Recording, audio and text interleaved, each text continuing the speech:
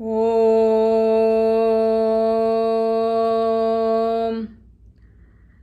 शान्ताकारं भुजगशयनं पद्मनाभं सुरेशं विश्वाधारं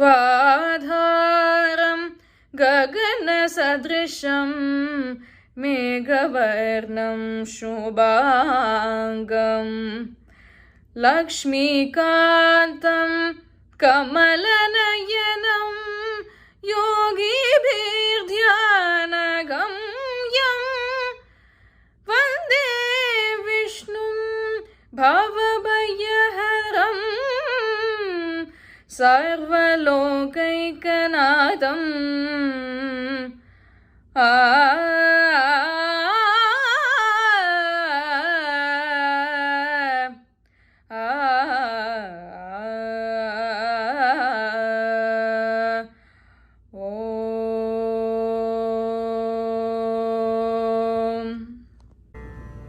Namaste. My name is Sujanita Uma Maheshwaran and I reside in Houston, Texas. I am a core member of the Kala Prashala team. It is my great pleasure to invite all of you to the celebration of Akshaya Tritiya by Kala Prashala. Today, we will be making a musical offering to celebrate this festival and to commemorate several great events in our Puranas. To kickstart the celebrations, I invite Kumari Ashita Anand to chant the Kanakadhara Stotram, to invite Goddess Mahalakshmi traditionally into our homes on this auspicious day. Namaskaram, Shri Gurubhyo Namaha. I am Ashita Anand, disciple of Srimati Jyoti Venkateshan. I am delighted to make a presentation as part of the Kala Prashala Akshaya Tritiya celebration. Today, I am presenting Kanakadhara Stotram, a divine composition by Shri Adi Shankaracharya in Ragamalika. Shri Gurubhyo Namaha. Angam Harehe Ulagabhushanamashyanti Ganganeva Mukula Varanam Tamalam Angikrita Kila Vibhutira Pangalila Mangalya Dastu Mama Mangala Devadaya Mugda Muhurvidadati Vadane Murarehe Prematrapa Pranihitani Gata Gatani Maladrushor Madhukareva Mahotpaleya Sameshriyam Dishatu Sagara Sambhavayaha Abilitakshamadigamya Udamukundam Anandakandamanimesha Badangatantram Akekarastitakanīnika Pakshmanetram Bhutyai bhaver mama bhujanga shayanganayaha Bhafantare madhujita shrita kaustubheyaha Haravadiva harinīlamayi vibhati Kamaprada bhagavatopi katashabala Kalyanamabhatu me kamalayayaha Kalambudalilalitorasikhaitabharehe Dharadare spuratiya tadidanganeva Matuh samasta jagatamahaniya Bhadrani me dishatu bhargavanandanayaha Praptam padam pratamata kalu yat prabhavat Mangalya bhaji madhumatini manmatena Maya pate tarihamantara nikshanadam Mandala sancha makaralaya kanyakaya Vishwamarendra pada vibраmadana daksham Ananda heturatikam muravidvishopi Ishannishidatu maikshana nikshanadam Indivarodara sahodara mindiraya इष्टाविशिष्टमतयोऽपि यया दयाद्रदृष्ट्या त्रिविष्टपपदं सुलभं लभन्ते दृष्टिप्रहृष्टकमलोदरदीप्तिरिष्टा पुष्टिं कृषिष्ट मम पुष्करविष्टरायाः दद्याद्दयानुपवनो द्रविणाम्बुधाराम् अस्मिन्न किञ्चन विहङ्गशिशौ विषण्णे दद्याद्दयानुपवनो द्रविणाम्बुधाराम् अस्मिन्न किञ्चन विहङ्गशिशौ विषण्णे दुष्कर्म धर्ममपनीय चिराय दूरम् नारायण प्रणयिनी नयनाम्बुवाहः गीर्देवतेति गरुडध्वज सुन्दरीति शाकम्भरीति शशिशेखर वल्लभेति सृष्टिस्थितिप्रलयकेलिषु संस्थितायै तस्यै नमस्त्रिभुवनैकगुरोस्तरुण्यै श्रुत्यै नमोऽस्तु शुभकर्म फलप्रसूत्यै रत्यै नमोऽस्तु रमणीय गुणार्णवायै शक्त्यै नमोऽस्तु शतपत्रनिकेतनायै पुष्टे नमोऽस्तु पुरुषोत्तमवल्लभायै नमोऽस्तु नालीकनिमाननायै नमोऽस्तु दुग्धोदधि जन्मभूम्यै नमोऽस्तु सोमामृतसोदरायै नमोऽस्तु नारायणवल्लभायै नमोऽस्तु हेमाम्बुजपीठिकायै नमोऽस्तु भूमण्डलनायिकायै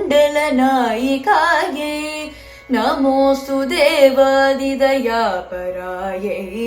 नमोऽस्तु शार्ङ्गायुधवल्लभायै नमोऽस्तु देव्यै भृगुनन्दनायै नमोऽस्तु विष्णोरुरसिस्थितायै नमोऽस्तु लक्ष्मी कमलालयायै नमोऽस्तु दामोदरवल्लभायै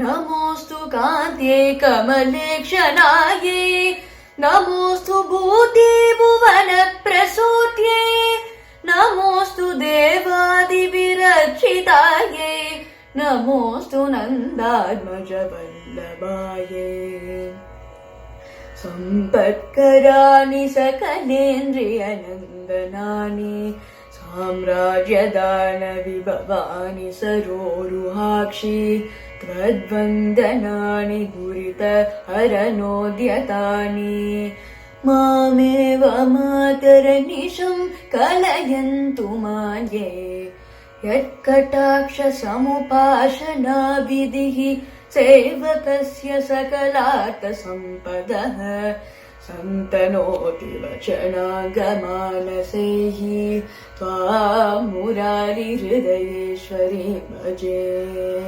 सरसिजनिलये सरोजहस्ते धवलतमां सुखदण्डमाल्यशोभे भगवति हरिवल्लभे मनोज्ञे त्रिभुवनभूतिकरी प्रसीद मह्यम् भगवति हरिवल्लभे मनोज्ञे त्रिभुवनभूतिकरी प्रसीद मह्यम् दिग्हस्तिभिः कनककुम्भमुखावशिष्ट स्वर्वाहिनी विमलचारु जलाप्लुताङ्गीम् प्रातर्नमामि जगतां जननी मशेषलोकादिनाथ गृहिणीम् अमृताब्धिपुत्रीम्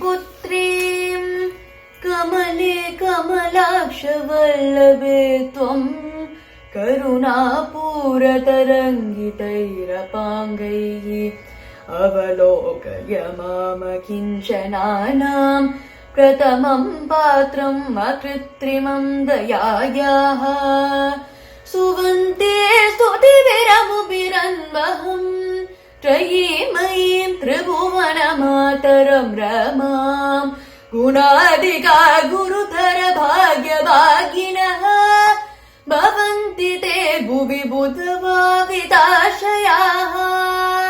श्री गुरुभ्यो नमः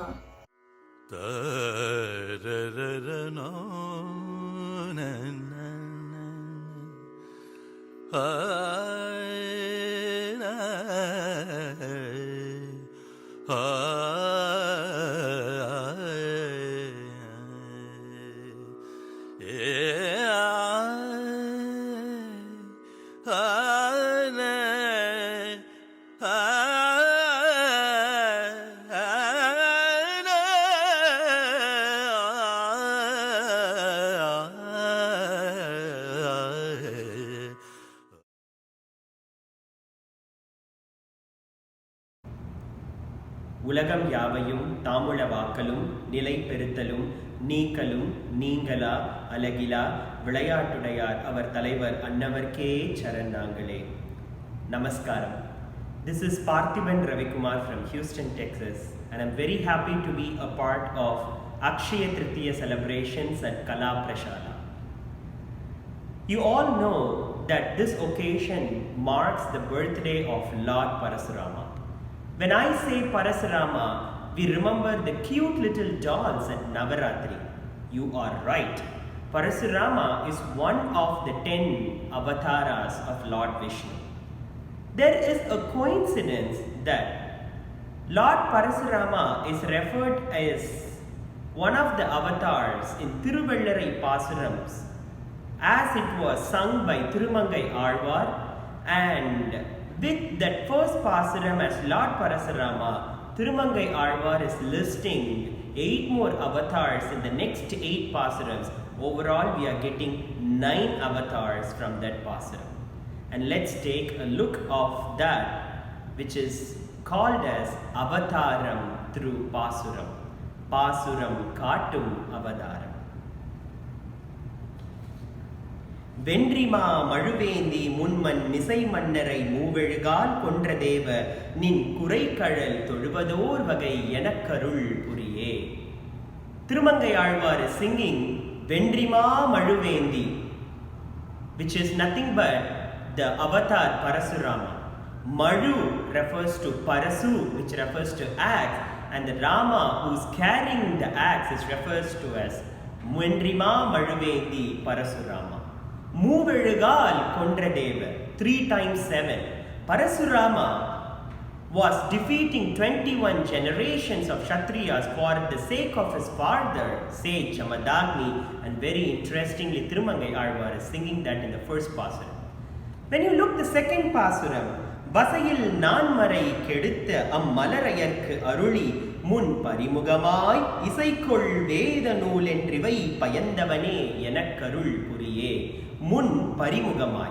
He is talking about Jnana Nandamayam Devam Nirmala Spatika Kritam Adharam Sarva Vidyanam Ayagrivam Upasmage. Pari means Gudirai, means horse. He is talking about Hayagriva, who brought all the 4 Vedas in that avatar. Going to the third Pasuram, Veyyanai Ulageludan Nalindavan Udalagam Iru Pilava Kayil Neelu Kirpadayadu Vaitavane Yanakkarul Puriye. Who was the avatar that split the Asura into 2 halves, having a big name? You are right. Thirumangai Alvar is talking about Lord Narasimha in this third Pasura. Vaampariyuga Mannartham Uyirsaga Aivargatku Arasalitha Kambinar Thiruvengada Poruppa Nin Kaadalai Arul Yanakku. Aivargatku Arusalitha, who gave the kingdom back to the Pancha Pandava, Aivargat. It's none other than our Lord Krishna. But interestingly, Thirumangai Alvar is fixing Lord Krishna with Thiruvengada Poruppa, one who resides on the hills of Tirumala, Tirupati, and he says, can you give back your love, Krishna? Because we all know Krishna is known for his love and Radha. Manavel Unkan Madavaral Manmagal Alunga Mun Neer Parapil Yenamagi Andri Iru Nilam Yedandavane Yanakkarul Puriye. Manmagal, Bhumi Pirati, was taken by Hiranyakshan under the ocean. The Lord took Varaha avatar and brought back Bhumi Pirati on his trunks and that avatar is referred to in this pasuram by Thirumangai Alvar. பொங்கு நீழ்முடி அமரர்கள் தொழ அமுதினை கொடுத்தளிப்பான் அங்கு ஓர் ஆமையதாகிய ஆதி நின் நடிமை அருளெனக்கு. When the asuras were on one side and the devas were on one side, they were trying to get the amrita. Lord Vishnu took the avatar of tortoise, Kurma avatar, and trying to balance the mountain, and that's how it's said as Angu or Amayadagiya Adi nin Arul Taruvai Yanakku. That's how Lord is worshipped in this pasuram. ஆரினோடு ஒரு நான் குடை நெடுமுடி அரக்கன் தன் சிரமெல்லாம் வேறு வேறுக வில்லது வளைத்தவனே எனக்கருள் புரியே. Who was defeating several heads of Ravana? Who was bending the big arrow and bow? Villadu valaitavane. Rama Rama Rameti Hare Rame Manorame Sahasranama Tattulyam Ramanama Varanane. He is talking about our Lord Rama in these two lines. முன் இவ்வேழுலகு உணர்வின்றி இருள்மிக உம்பர்கள் தொழுது ஏத்த அன்னமாகிய அன்று அருமறை பயந்தவனே எனக்கருள் புரியே. This is an avataram which we never list in the 10 avataram. He is talking about the bird Annam. Bird Annam took the avatar and came to Lord Brahma to differentiate between Saram and Asaram, and that's why we say the bird Annam can differentiate the water from the milk. ஆங்குமா வலி வேள்வியில் இறந்து சென்று அகலிடம் முழுதினையும் பாங்கினால் கொண்ட பரம நின் பணிந்தெழுவேன் எனக்கருள் புரியே. Mavali was a king and he was doing a homam. Lord came and asked for 3 foot of land. The first foot took agalidam mududinayum everywhere in the earth. The second foot took all over the above, and he was asking, where can I keep the third foot? I am talking about the Lord Vamana avataram in this pasuram, and Thirumangai Alvar is interestingly using the word Anguma vali velviyil irandu sendru agalidam mududinayum panginal konda parama Lord Vamana. And that was the 9th pasuram in the Thiruvellarai pasurams. There is a wisdom of knowledge in our devotion. We should be capturing this through all these pasurams and many other literatures about our Lord. Let's pray to our Lord to come as the Dhanvantri avatar for the Lokakshemam. Loka samasta shukhino bhavantu should be our prayers, and let the Akshaya Patra of knowledge, wisdom and health be bestowed upon us on this auspicious occasion of Akshaya Tritiya. And I thank once again Kala Prashala for this great opportunity. Thank you. Namaskaram. Akshaya Tritiya is a Sanskrit word where Akshaya stands for eternal or a never diminishing sense of joy, prosperity and success, and Tritiya stands for third. In our Puranas, the day of Akshaya Tritiya has several significances. Lord Sudama visited Lord Krishna on this day with a handful of rice. Vedavyasa, along with Lord Ganesha, started writing the epic Mahabharata on this day. Lord Parashurama, who is the 6th incarnation of Lord Vishnu, was born on this day. The holy river Ganga descended to the earth on this day. May this auspicious day usher in several new prosperous beginnings to your life. Namaste. My name is Amritavarshini Kamarsu and I am from Houston, USA. I am very happy to be participating in the Kala Prashala Akshaya Tritiya's celebrations 2021. I would like to thank Kala Prashala for giving me this opportunity. Today I will be presenting Amaravama in the Ragam Kalyani set to Khanda Chaputalam, composed by Saint Tyagaraja.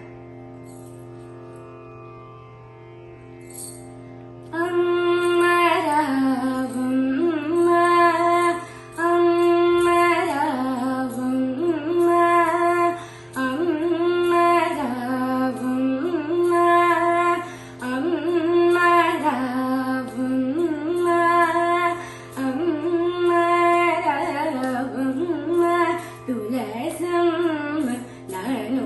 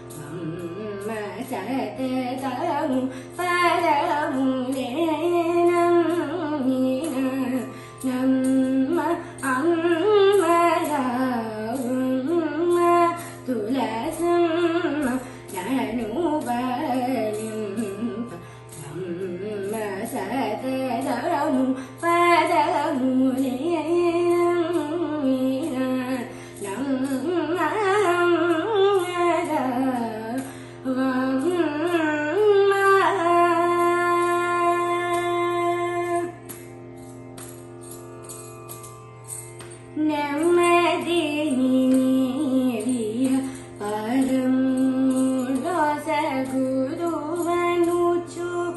నెమ్మది నీవిహ పరములో సగురువనుచు నెమ్మది నీవిహ పరములో సగురువనుచు కమ్మవిల్తుని తండ్రి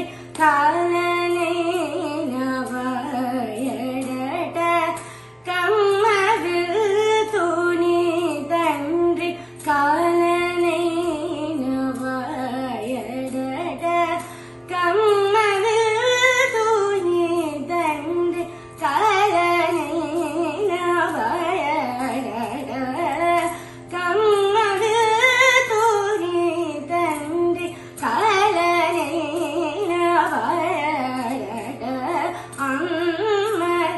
అమ్మరావమ్మ తులసమ్మ ననుబలింప వమ్మ సతతము పరములేనమ్మిన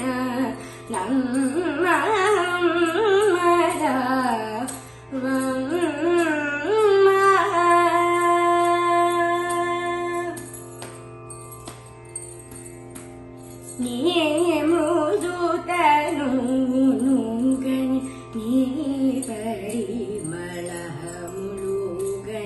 నీ మహత్వమునుగని నీరజాక్షి తామరసదళనేత్రి త్యాగరాజుని నేత్రి తామరసదళనేత్రి త్యాగరాజుని నేత్రి తామరసదళనేత్రి త్యాగరాజుని నేత్రి ప్రేమతో శిరమునను పెట్టుకున్నాడట ప్రేమతో శిరమునను పెట్టుకున్నాడట ప్రేమతో శిరమునను పెట్టుకున్నాడట ప్రేమతో శిరమునను పెట్టుకున్నాడట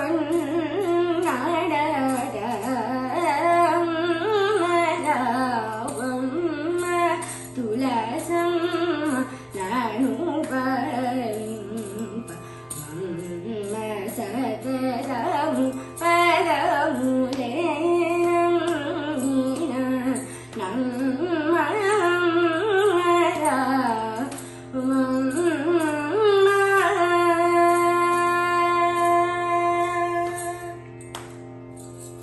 Thank you. Namaskaram. Thank you very much, Kala Prashala, for giving me this wonderful opportunity to sing Hiranmayi Lakshmi, a divine composition of Sri Muthuswami Dikshidhar, set to Lalita Ragam on this auspicious occasion of Akshaya Tritiya.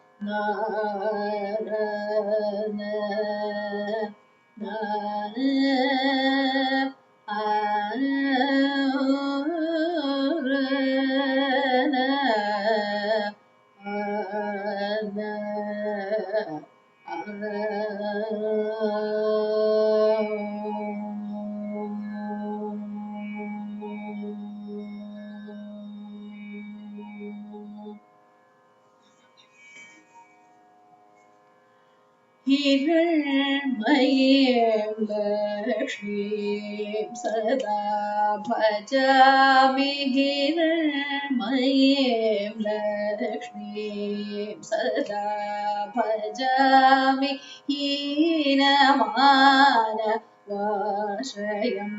त्यजामि हिरण्मयीं लक्ष्मीं सदा भजामि हीनमानवाश्रयं त्यजामि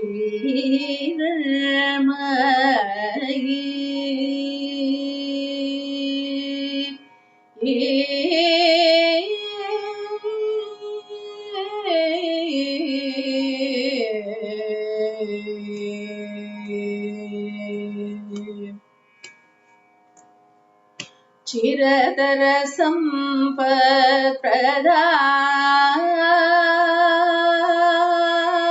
चिरतर सम्पत्प्रदा क्षीराम्बुदे तनया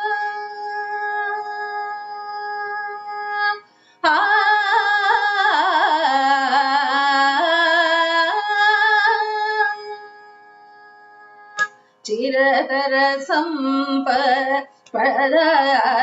क्षीराम्बुदे तनया चिरतर सम्पत्प्रदां क्षीराम्बुदे तनया हरिवक्षस्थलालयां हरिणीं चरणकिसलयां हरिवक्षस्थलालयां हरिणीं चरणकिसलयां करकमलधृतकुवलयां मरकतमणिमयवलयां करकमलधृतकुवलयां मरकतमणिमयवलयां हिरण्मयीं लक्ष्मीं सदा भजामि हीनमानवाश्रयं त्यजामि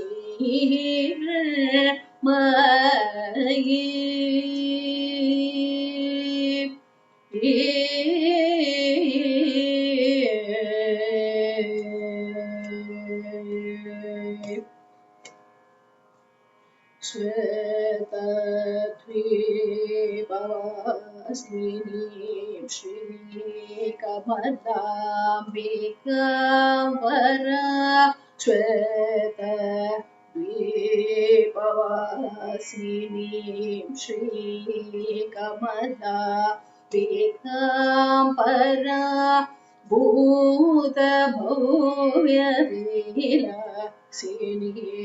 भूसुरपूजितां वरां भूतभव्यविलासिनी भूसुरपूजितां वरां मदरमब्ज मालिनी माणिक्या मरणधरा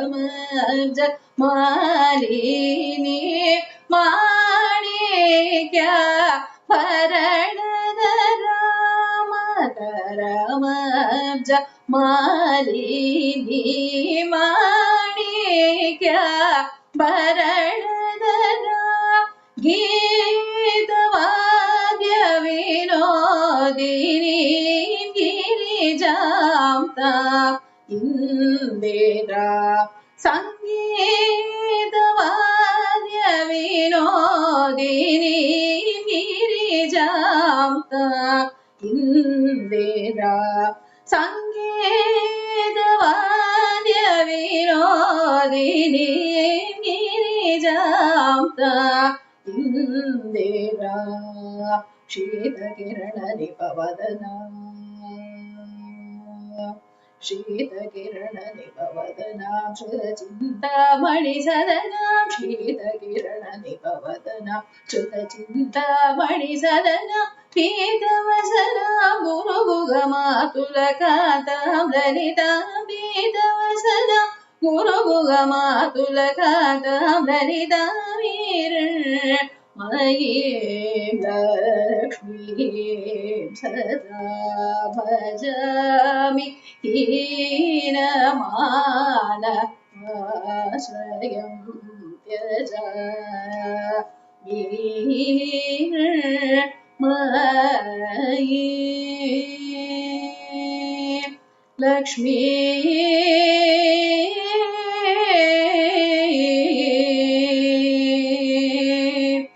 Lakshmi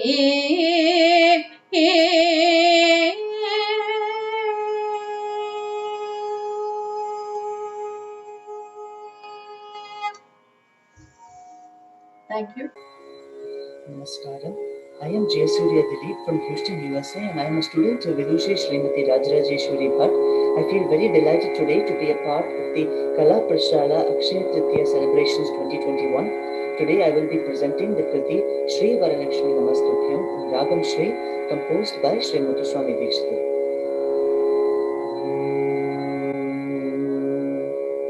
Shri Varalakshmi Namastubhyam Shri Varalakshmi Namastubhyam Vasuprade Shri Varalakshmi Namastubhyam Vasuprade Shri Varalakshmi Namastubhyam Vasuprade Shri Varalakshmi Namastubhyam Vasuprade Shri Sarasapade Rasapade Sapade Pade Pade Shri Varalakshmi Namastubhyam Vasuprade Shri Sarasapade Rasapade Sapade Pade Pade Shri Varalakshmi Namastubhyam Vasuprade Shri Sarasapade Rasapade Sapade Pade Pade Shri Varalakshmi Namastubhyam Vasuprade Shri Sarasapade Rasapade Sapade Pade Pade Shri Varalakshmi Namastubhyam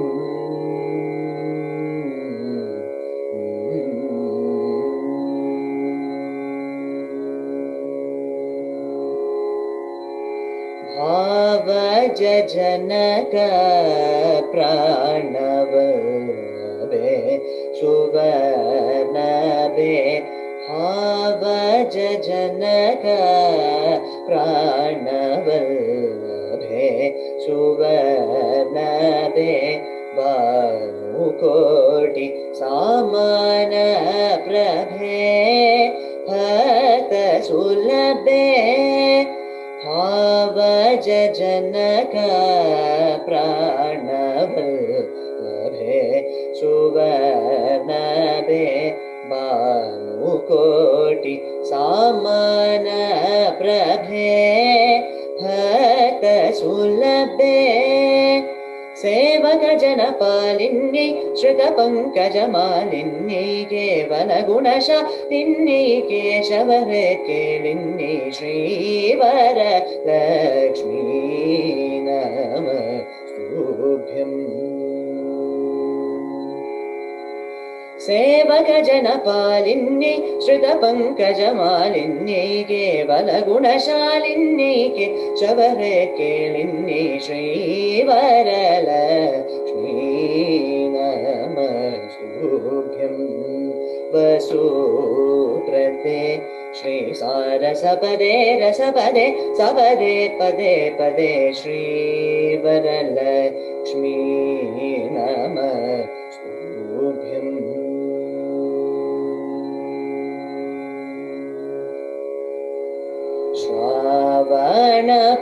श्रावणपूर्णमी पूर्वास्त शुक्रवारे श्रावणपूर्णमी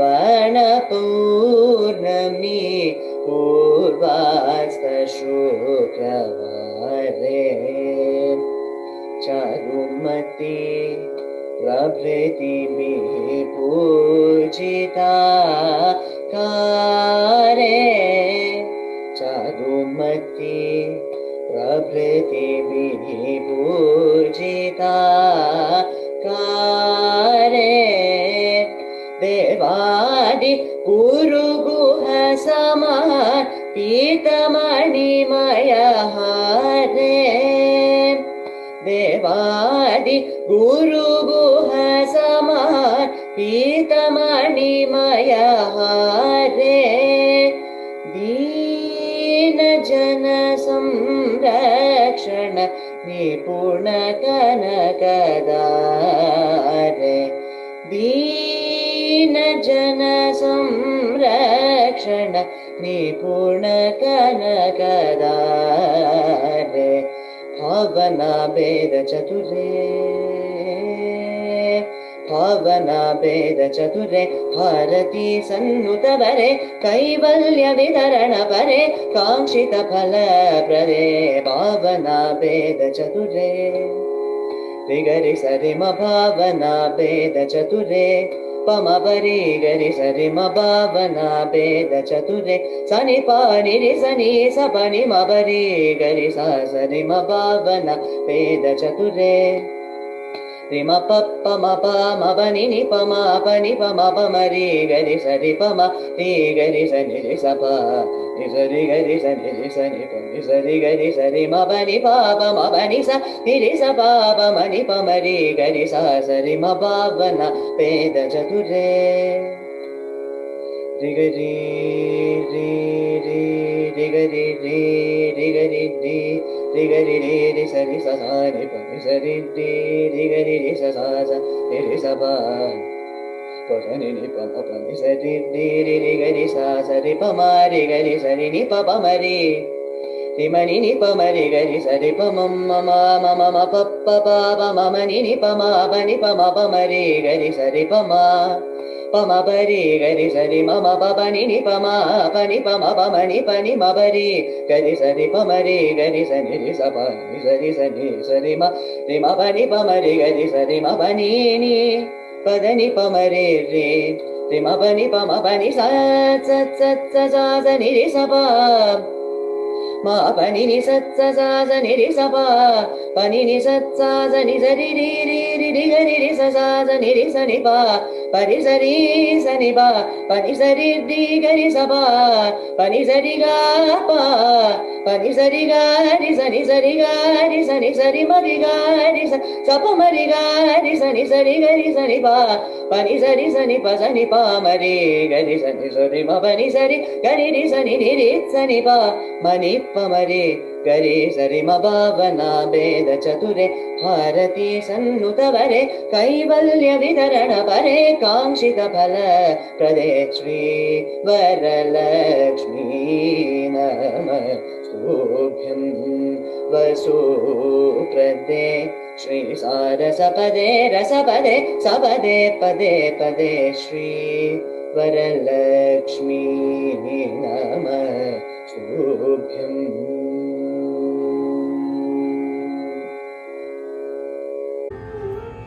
There's a very popular activity that we all engage in on Akshaya Tritiya day, and that is buying gold. In our culture, gold is the ultimate symbol of wealth and prosperity, and any gold that is purchased on this day is supposed to bring a never-ending stream of good fortune. However, this is not the only significance of the day. I would like to narrate an incident from our history which will motivate all of us to engage in acts of charity and donation on this day as well. Once, Sri Adi Shankaracharya went to a house seeking alms. The house belonged to a very poor lady and she had no food. After frantically searching her house, she found one small piece of gooseberry or amla which she offered to him as alms. Sri Adi Shankaracharya was so moved by her willingness to share her only piece of food that he immediately recited the Kanakadhara Stotram to invoke Goddess Mahalakshmi. Goddess Mahalakshmi was very pleased and immediately blessed the lady with a shower of golden gooseberries. This incident is supposed to have happened on the day of Akshaya Tritiya. Thus, it is said that engaging in acts of donation and charity on this day will bring manifold returns.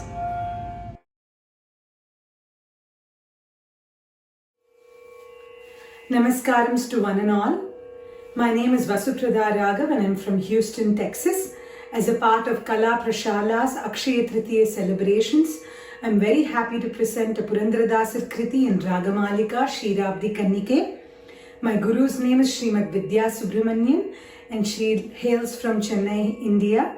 Formerly, I was trained under the guidance of Srimad Rajarajeshwari Bhatt of Houston, Texas. Shirabdi Kannike, Shri Mahalakshmi.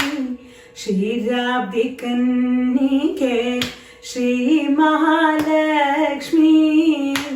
Shirabdi Kannike, Shri Mahalakshmi. Yarige vaduvaguve Mahalakshmi. Shirabdi Kannike, Shri Mahalakshmi. Yarige vaduvaguve Neenu. Yarige vaduvaguve Sharadi Bandana Ramachandra Murti Go. Sharadi Bandana Ramachandra Murti Go. Paramatma Ananta Padmanabha Go.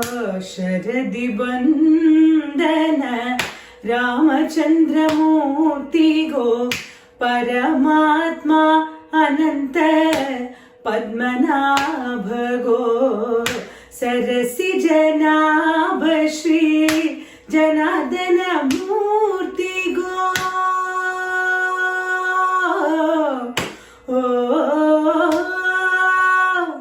Sarasi Janabha Shri Janadana Murti Go.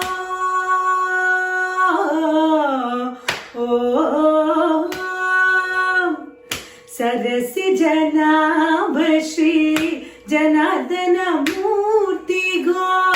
Ubhaya Kaveri Rangaya Pattanada Rasa Go. Ubhaya Kaveri Rangaya Pattanada Rasa Go. Ubhaya Kaveri Rangaya Pattanada Rasa Go. Ubhaya Kaveri Rangaya Pattanada Rasa Go. Yarige vaduvaguve Neenu. Yarige vaduvaguve Cheluva Muruti Belura Chennigarayanigo.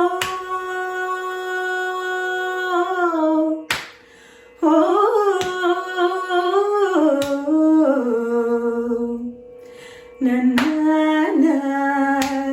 Arana Nana Cheluva Muruti Belura Cheluva Muruti Belura Cheluva Muruti Belura Chennigarayanigo. Gelati Hela Udupi Shri Krishna Raya Go. Gelati Hela Udupi ಶ್ರೀಕೃಷ್ಣರಾಯಗೋ ಇಳೆಯೊಳು Panduranga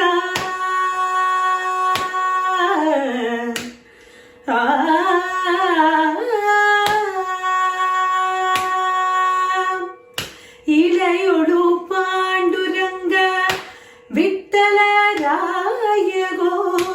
ಇಳೆಯೊಳು Panduranga ವಿಠ್ಠಲರಾಯಗೋ ಇಳೆಯೊಳು Panduranga ವಿಠ್ಠಲರಾಯಗೋ ಇಳೆಯೊಳು Panduranga ವಿಠ್ಠಲರಾಯಗೋ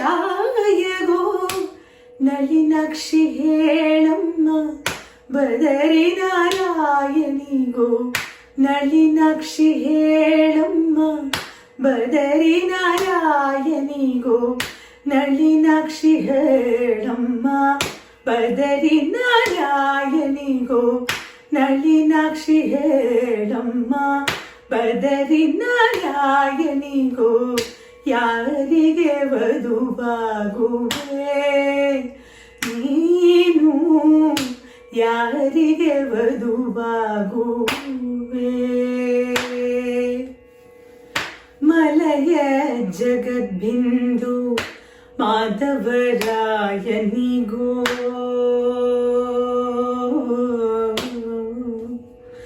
ಆ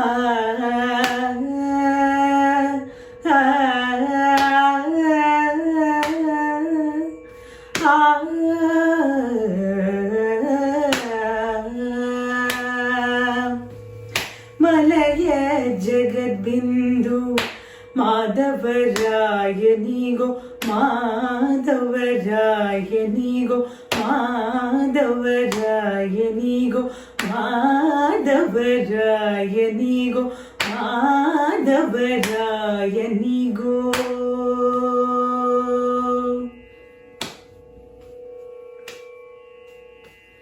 ಸುಲಭ ದೇವರು ಪುರುಷೋತ್ತಮಗೋ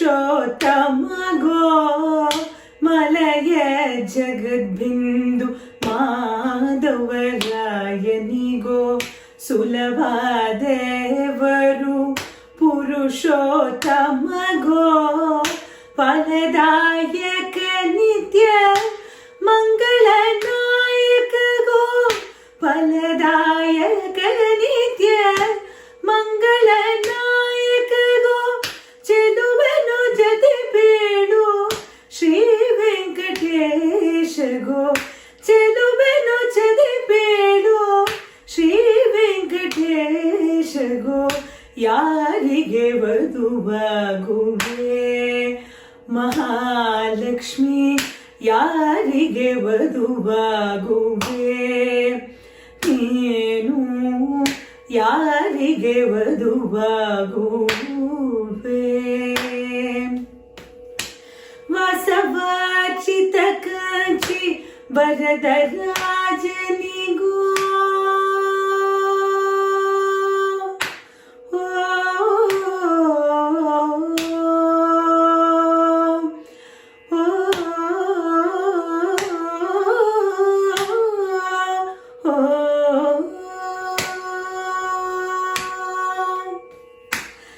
ವಾಸವಾಚಿತ ಕಾಂಚಿ ವರದರಾಜನಿಗೋ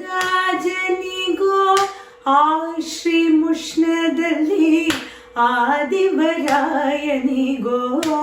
ವಾಸವಾಚಿತ ಕಾಂಚಿ ವರದರಾಜನಿಗೋ ಆ Shri ಮುಷ್ಣದಲ್ಲಿ ಆದಿವರಾಯನಿಗೋ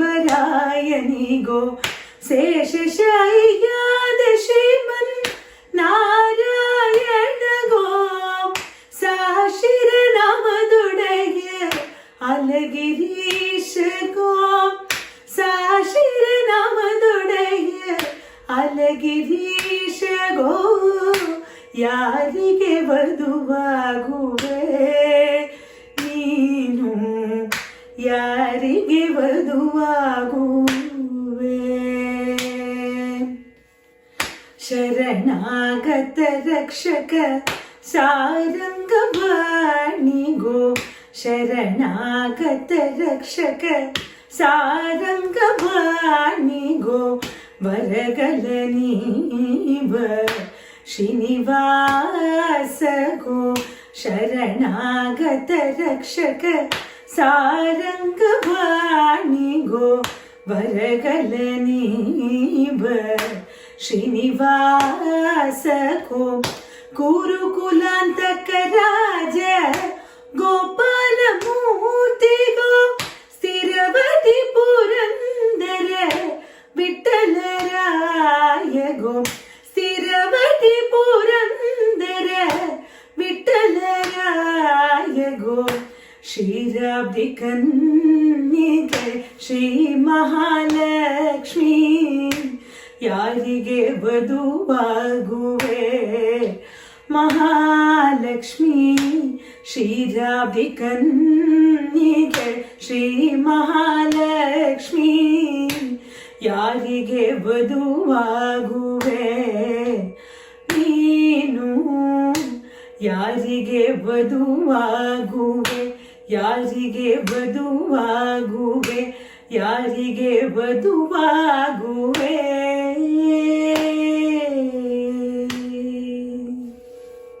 thank you Namaskaram. I am Madhura Shankar and I am feeling so honored in making a presentation as a part of Kala Prashala's Akshaya Tritiya celebrations.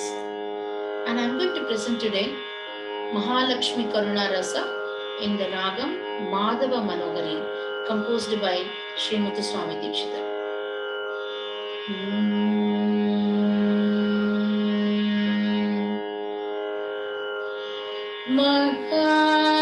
Mahalakshmi Karuna Rasa Lahari Mahalakshmi Karuna Rasa Lahari Mahalakshmi Karuna Rasa Lahari Mama Madhava Manohari Shri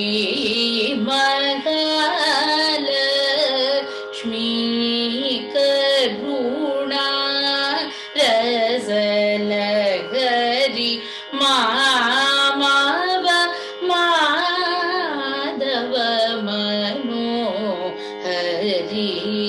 Shri Mahalakshmi Karuna Rasa Lahari Mama Madhava Manohari Shri Mahalakshmi Karuna Rasa Lahari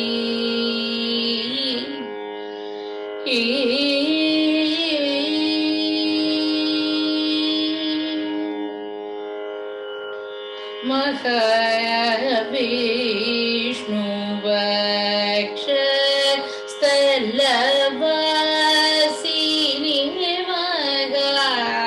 Mahavishnu Vaksha Stalavasini Deva Guru Guga Vishwasini Magaya Vishnu Vakshastalava Sini Magaya Deva Guru Guga Vishwasini Magapapa Prishamani Manonmani Madajanani Mangala Pradayini Magapapa Prishamani Manonmani Madajanani Mangala Pradayini Mahalakshmi Karuna Rasa Lahari Mama Madhava Manohari Shri Mahalakshmi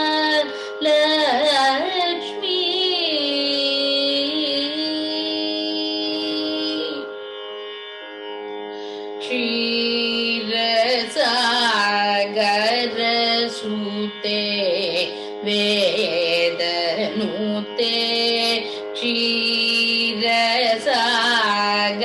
क्षीरसागरसूते वेदनूते क्षितिसदि महिते शिवसहिते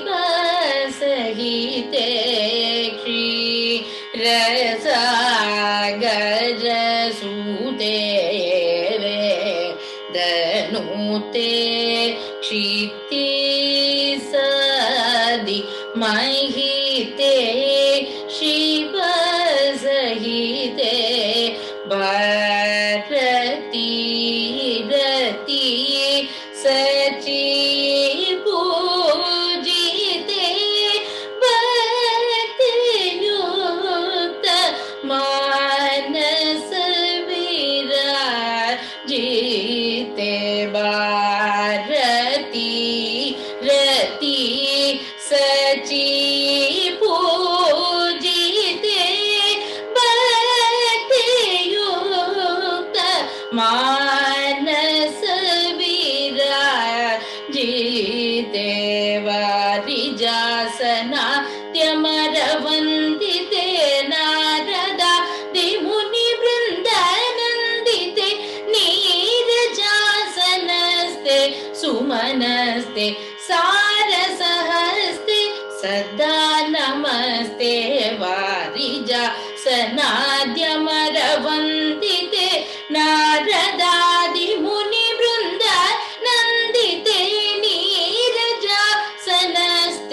सुमनस्ते सारसहस्ते सदा नमस्ते Mahalakshmi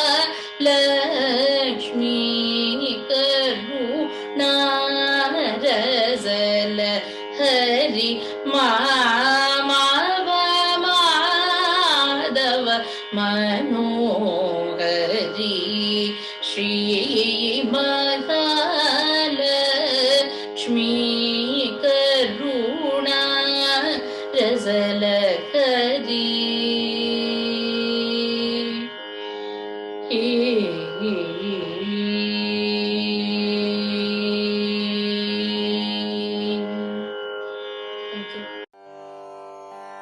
Namaskaram. I'm Deepta Karur from Houston, USA. As part of Kala Prashala's Akshaya Tritiya Celebrations 2021, I'm presenting the Kriti Srinivasa Thiruvenkata Mudayai in Ragam Hamsanandi, composed by Sri Papanasam Shiva.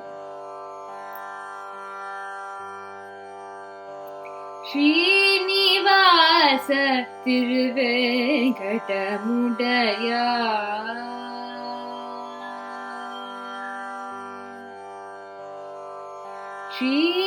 Srinivasa Thiruvenkata Mudayai Jaya Govinda Mukunda Ananda Srinivasa Thiruvenkata Mudayai Jaya Govinda Mukunda Ananda Srinivasa Thiruvenkata Mudayai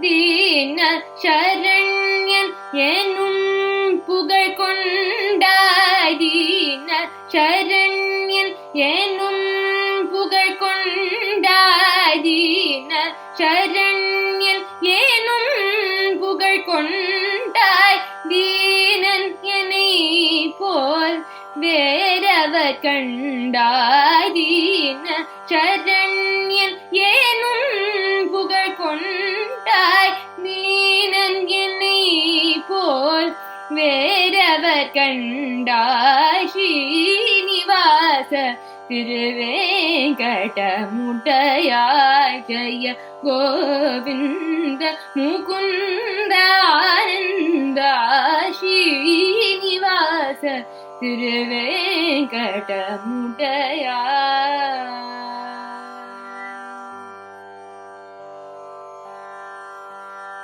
ஜகம் புகழும் ஏழுமலை மாயவனை ஜகம் புகழும் ஏழுமலை மாயவனை திருமகளர் மேல் மங்கை மணாளனே ஜெகம் புகழும் ஏழுமலை மாயவனை திருமகளர் மேல் மங்கை மணாளனே ஜகநாதா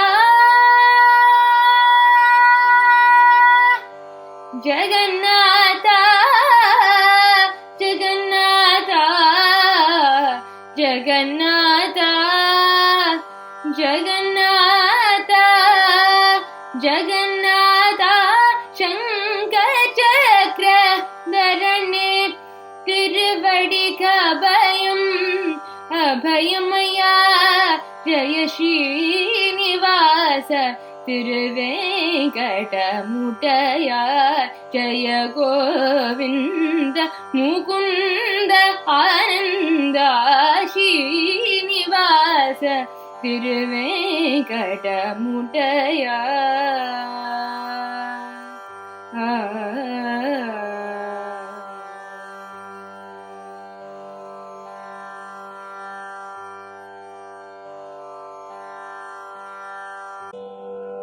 Namaskaram, this is Janani Prakash and I am very delighted to be a part of Kala Prashala's Akshaya Tritiya celebrations. Today I will be singing Govinda Nina Namave Chanda in the Ragam Jana Sammohini, a composition of Sri Purandaradasa.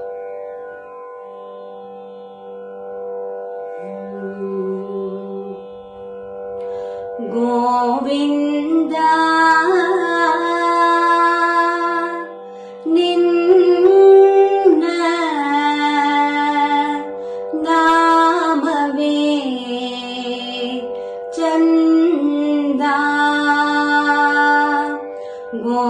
Govinda Ninna Namave Chanda Govinda Ninna Namave Chanda Sakala Sadhana Ninna Govinda Ninna Namave Chanda Sakala Sadhana Ninna Anuranu Kashta Paripurna Govinda Anuranu Kashta Paripurna Govinda Nirmalatmaganagi Iruvudeyananda Nirmalatmaganagi Iruvudeyananda Govinda Ninna Namave Chanda Sakala Sadhana Ninna Srishti Sthiti Laya Karana Govinda Srishti Sthiti Laya Karana Govinda Ee Parimahimaya Tiliyudeyananda Srishti Sthiti Laya Karana Govinda Ee Parimahimaya Tiliyudeyananda Mangala Mahima Shri Purandara Vithalana Mangala Mahima Shri Purandara Vithalana Ninnayadasara Salayute Ananda Ninnayadasara Salayute Ananda Govinda Ninna Namave Chanda Sakala Sadhana Ninna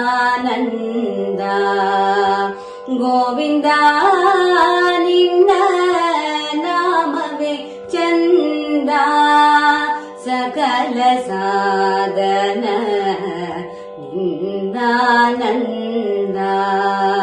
ನಿನ್ನಾನಂದ ನಿನ್ನಾನಂದ.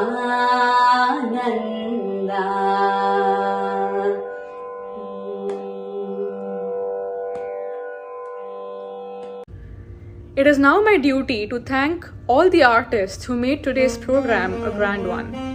Thanks to Vidushi Jyoti Venkatesan, Shri Parthiban Ravi Kumar, Vidushi Madhura Shankar, Vidushi Vasupradha Raghav, Vidushi Janani Prakash, Vidwan Jayasurya Dilip, Kumari Ashita Anand, Kumari Deepta Karur, and Kumari Amrita Varshini Kamarsu. I take this opportunity to humbly thank all of our Rasikas and audience members for gracing the occasion and being a part of Kala Prashala's Akshaya Tritiya celebration. Hoping to see all of you and many more at our future concerts and celebrations.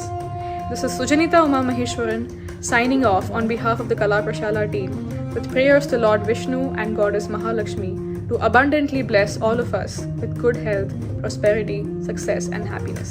Thank you.